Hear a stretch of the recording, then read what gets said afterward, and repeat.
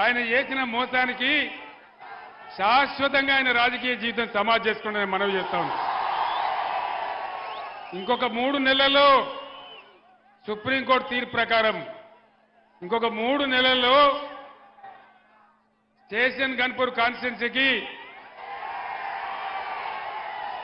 By election రాక తప్పదు.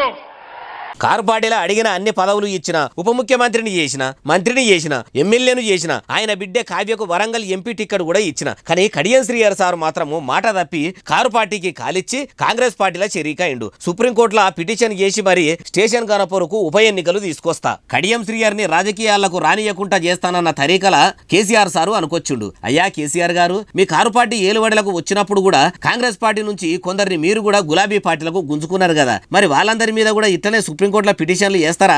అంటే మీరు పార్టీలకు తీసుకుంటే తప్పు లేదు, పక్క పార్టీలకు మీ వాళ్ళు పోతే మాత్రం తప్ప?